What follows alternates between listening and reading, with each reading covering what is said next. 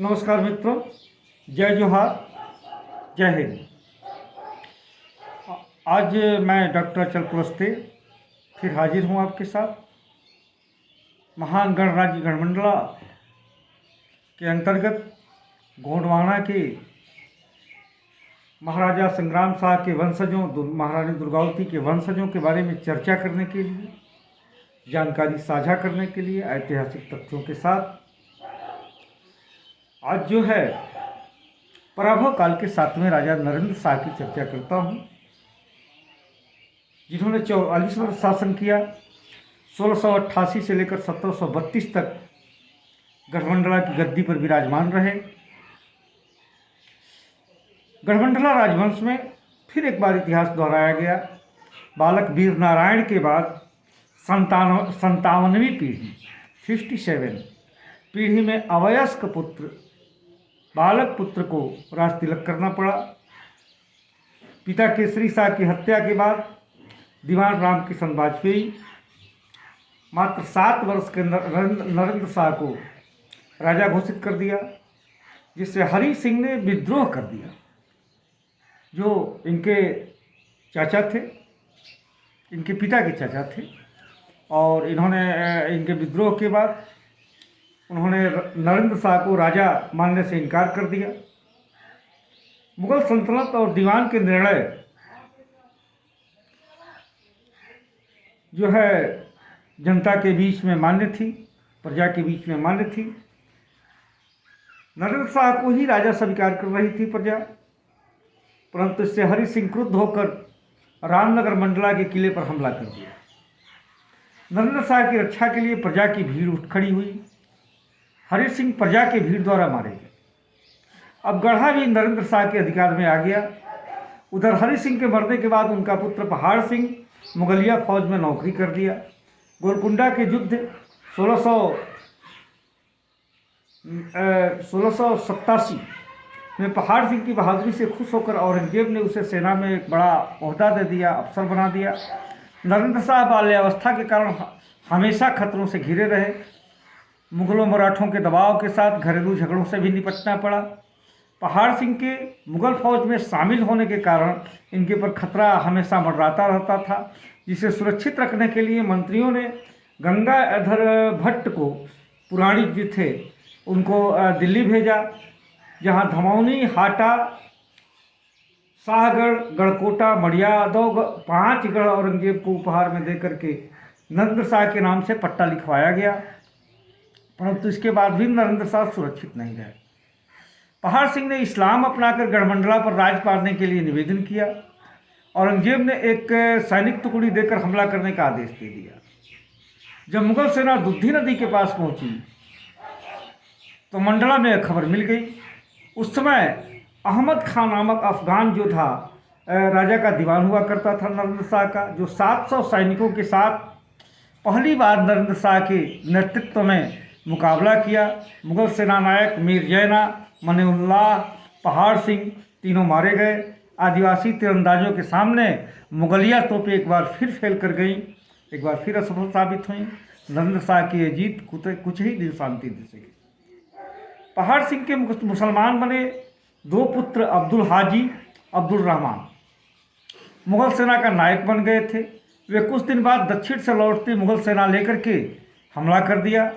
इधर बरहा परगना के 2 जमींदार आजम खां और सुडौल खां ने नरेंद्र शाह से विद्रोह कर पहाड़ सिंह के पुत्रों से मिल गए।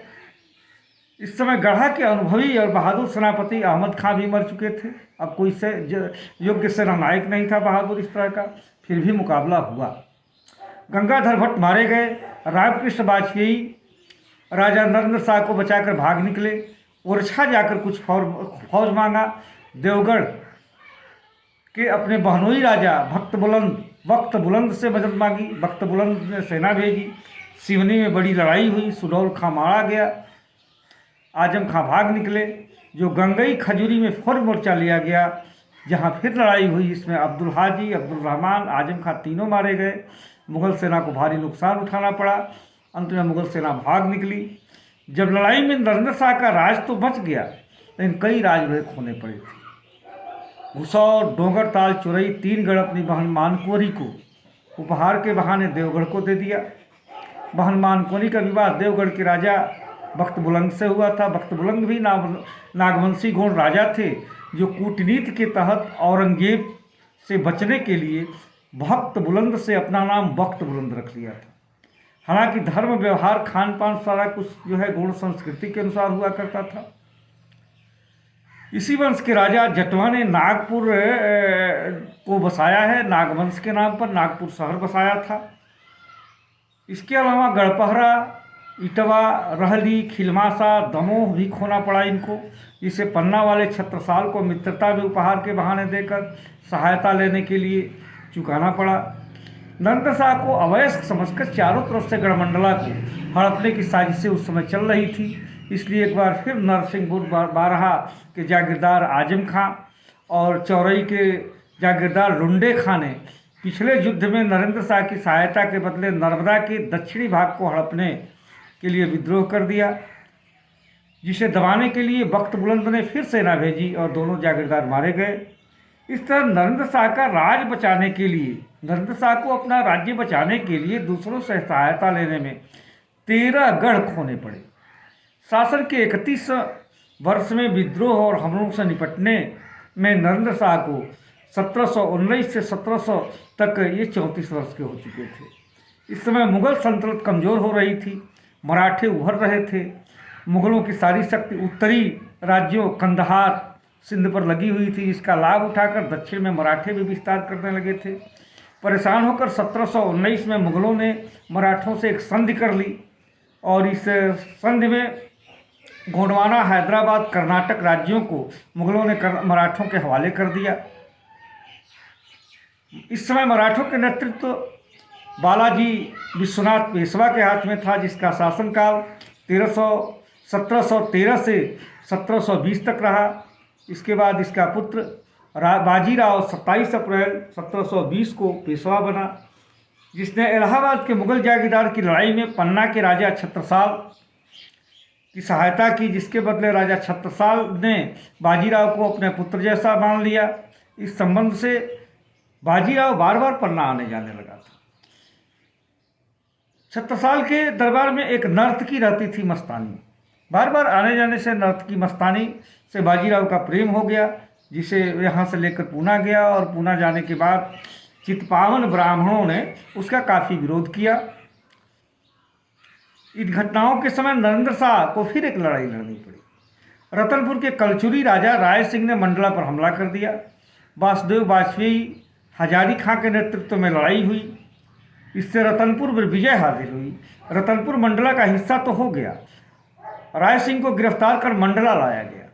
इस विजय की खुशी में नरेंद्र शाह ने मंडला किले में एक बुर्ज बनवाया, जिसे आज भी नरेंद्र शाह बुर्ज के नाम से जाना जाता है। आप जाकर वहाँ देख सकते हैं। मेरी पुस्तक में भी इसका चित्र दिया हुआ है। रतनपुर के राजा राय सिंह को कुछ दिन कैद करने के बाद नरेंद्र शाह ने अपनी दूसरी बहन दान कुंवरी का विवाह कर दिया और उपहार में रतनपुर उनको वापस दे करके बहन दान कुंवरी के साथ विदा कर दिया। नरेंद्र शाह का एक पुत्र महाराज शाह थे, जिन्होंने नागपुर सीमा को देखने के लिए लांजीगढ़ भेजा था। यहाँ भी मराठा राघों से युद्ध करना पड़ा इनको और इससे महाराज शाह ने जीत हासिल की। इस विजय से महाराज शाह को 6000 गांव हासिल हुए। नरेंद्र शाह का पूरा जीवन लड़ाइयाँ लड़ते, समझौते करते बीता था, लेकिन जीवन के अंतिम बेला में पुत्र की विजय पर एक सुखद अनुभव हुआ। इससे संतुष्ट होकर 1732 में स्वाभाविक मृत्यु से अपना प्राण त्याग दिया। अब मंडला मुगलों के हाथ से पेशवाओं के अधीन हो चुका था। नरेंद्र शाह का शासनकाल स्लीमैन और पाठक की सूची में 1691 से 1731 लिखा गया है। 40 वर्ष का है, परंतु आधुनिक शोधकर्ताओं के द्वारा समकालीन घटनाओं के विश्लेषण से 1688 से 1732 होता है, लेकिन यह भी 44 वर्ष ही होता है। इस प्रकार एक पीढ़ी नरेंद्र शाह जो काफ़ी संघर्षशील पीढ़ी रही, बाल्यावस्था से लेकर के और बुढ़ापे तक तमाम संघर्षों के बाद मंडला महान गणराज गणमंडला की राज्य ज्योति को, कीर्ति ज्योति को बनाए रखा।